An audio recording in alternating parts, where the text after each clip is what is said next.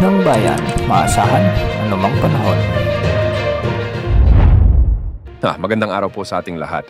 Narito na ang update sa low pressure area at sa lagay ng panahon ngayong araw ng Huwebes, Disyembre 11, 2024. Ngayong araw ay patuloy na nagdudulot ng maulap hanggang sa maulang panahon ang LPA na nasa silangan ng Mindanao at ito si dating bagyong Kerubin na humina bilang low pressure area kahapon. Dalawa pang weather systems ang nakakaapekto sa bansa na siya ring nagdudulot ng mga maulap hanggang sa may mga kalat-kalat na pag-ulan.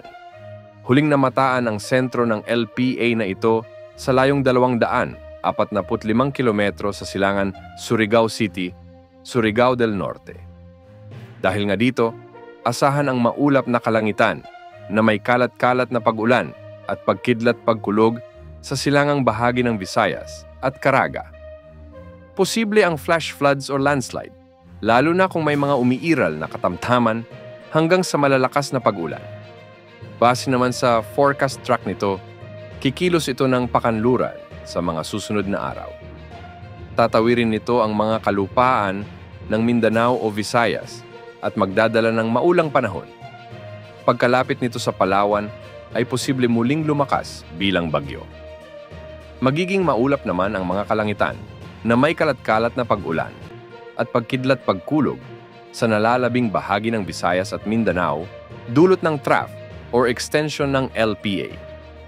Dahil naman sa shear line, magiging maulap rin ang mga kalangitan na may kalat-kalat na pag-ulan at pagkidlat pagkulog Bicol Region at Quezon Province. Kaya hindi rin inaalis ang posibilidad ng mga biglaang pagbaha at pagguho ng lupa.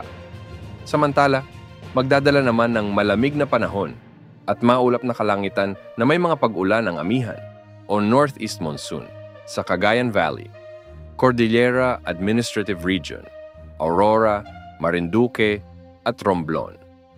Dahil dito, hindi rin inaalis ang banta ng flash floods or landslide, lalo na kung may mga umiiral na katamtaman hanggang sa kung minsan ay malalakas na pag-ulan. At dahil pa rin sa northeast monsoon, ay magiging bahagyang maulap hanggang sa maulap ang mga papawirin na may pulu-pulong mahihinang pag-ulan sa Metro Manila at nalalabing bahagi ng Luzon. Yan ang update sa lagay ng panahon. Ito po ang weather update ng bayan. Maaasahan anumang panahon.